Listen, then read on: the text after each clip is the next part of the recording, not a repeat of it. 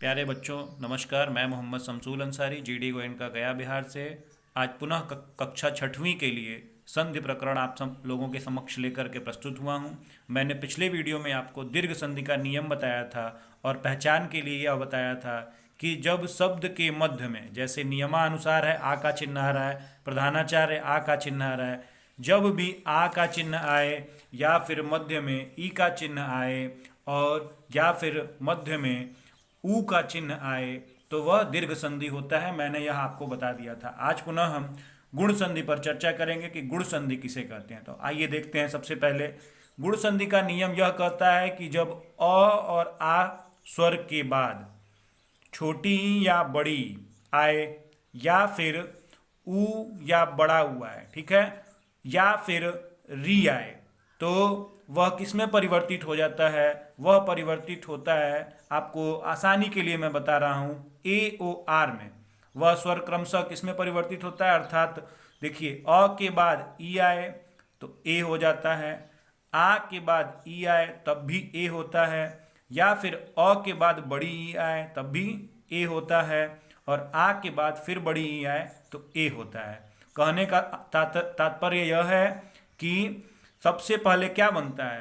वर्ण ए बनता है। इंग्लिश में आप याद रखेंगे समझने के लिए, एकदम आसान तरीका है ये, कि जब आ से ई मिले, अ से ई मिले, अ से बड़ी ई मिले, आ से बड़ी ई मिले तो ए बनेगा, ठीक है। और दूसरा नियम यह कहता है कि जब अ से ऊ मिले तो ओ बनेगा, आ से ऊ मिले तो भी ओ बनेगा, और अ से उ मिले तो भी ओ बनेगा, और आ से उ मिले तो भी ओ बनेगा। अर्थात ओ सबसे पहले बनेगा ए, फिर उसके बाद हमने ओ को समझा, अब हम आर को देखते हैं। अ से री मिलेगा तो अर बनेगा, और आ से भी री मिलेगा तो अर बनेगा। अर को समझने के लिए हम आर यहाँ लिख दिए हैं। तो गुण संधि का नियम यही कहता है कि जब भी मध्य में, शब्दों के मध्य में ए ओ आर आए तो वह गुण संधि होता है। आइए देखते हैं कैसे, उदाहरण के माध्यम से। नमस्कार प्यारे बच्चों, मैं मोहम्मद शमसूल अंसारी जीडी गोयनका गया बिहार से कक्षा छठवीं के लिए गुण संधि का जो नियम मैंने अभी आपको समझाया था पहले वीडियो में, उसका उदाहरण आप लोगों को समझाने के लिए कि कैसे शब्दों के मध्य में ए ओ आर आता है और इसका नियम कैसे लागू होता है, यह आपको मैं उदाहरण के माध्यम से इस वीडियो में समझाऊंगा। यहाँ देखें आप, देवधन इंद्र, ठीक है, तो व में अ छिपा हुआ है, ठीक है, ह्रस्व अ छिपा हुआ है, अ और ई मिला करके, अर्थात अ और ई मिला करके क्या बना? ए बना। यही ए यहाँ पर देखिए, यहाँ पर देख रहे हैं ए बन गया, ठीक है। वैसे ही दूसरा देखिए, दिन धन दीर्घ ई यहाँ पर आ गया। मैंने अगले वीडियो में दीर्घ और ह्रस्व इसलिए नहीं बताया कि बहुत सारे बच्चे कंफ्यूज हो रहे थे, इसलिए हमने छोटी ई, बड़ी ई, छोटा ऊ, बड़ा ऊ बताया आसानी के लिए कि आप आसानी से समझ पाएँ। उसी प्रकार दूसरा देखेंगे, दिन धन ईस बराबर दिनेश। यहाँ पर अ छुपा हुआ है नौ में, और बड़ी अ और ई मिलके बना ए।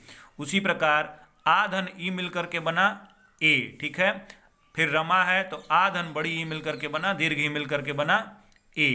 अर्थात ये सभी क्या बन रहे हैं? ए बन रहे हैं, ठीक है।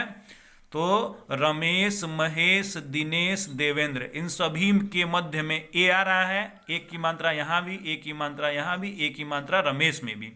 तो हम तुरंत ही जब इस प्रकार के शब्द देखेंगे मध्य में ए की मात्रा आ रही है तो तुरंत हम बताएंगे कि यह गुण संधि है, ठीक है। दूसरा देखें, पर धन उपकार, अधन उ आया, ठीक है, तो अधन उ मिलके नियम कहता है कि ओ बनेगा, ठीक है। तो उसके बाद अगला देखते हैं, नवधन उड़ा, तो यहाँ पर अ और दीर्घ उ मिलकर के क्या बना? ओ बना, ठीक है। मध्य में क्या आ रहा है? यहाँ पर ओ आ गया, फिर यहाँ पर भी ओ आ गया। महाधन उत्सव, तो अ की मात्रा यहाँ पर है और ह्रस्व अ उ यहाँ पर है, तो आ और उ मिलके, आ और उ मिलके ओ बना। अर्थात यह नियम जो है बीच में क्या आ रहा है? ओ ओ ओ, तीनों में क्या आया? ओ आ गया। पहले क्या आया था? पहले में ए आया था, दूसरे में ओ आ रहा है। तो हमने देखा कि ए कैसे हुआ और ओ कैसे हुआ शब्दों के मध्य में। अब आर को देखते हैं हम लोग यहाँ पे, सप्त ऋषि, ठीक है, तो त में यहाँ पर अ छिपा हुआ है, अ धन री बराबर नियम कहता है कि अर बनता है, ठीक है। तो बन गया सप्त ऋषि। महाधन ऋषि, तो आधन री बराबर क्या बनेगा, अर बनेगा। ठीक है, इसको हम लोग क्या कहते हैं, रेफ र कहते हैं। ठीक है, जब भी जो है इसका एक महत्वपूर्ण फैक्ट है, ये देख लीजिए कि स्वर रहित र को लिखने के लिए हम लोग किसका प्रयोग करते हैं, रेफ र, ऊपर वाले र का, ये फैक्ट है। तो यहाँ पर अर में र क्या है, र जो है स्वर रहित है, इसको जल्दी से पढ़ेंगे, इसमें अ नहीं है, र में अ नहीं है। तो जब भी इस तरह का र आता है तो उसको ऐसे करके ऐसे लिखते हैं। ठीक है, इसको हम लोग रेफ र पढ़ते हैं।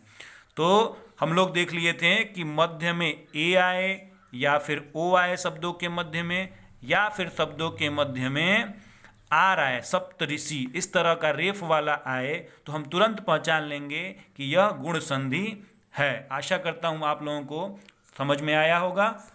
घर पे रहें, सुरक्षित रहें और प्रैक्टिस करें। प्रैक्टिस जितना ज़्यादा करेंगे, जितना संधि करेंगे, उतना आसानी से आपको समझ में आएगी। धन्यवाद, नमस्कार।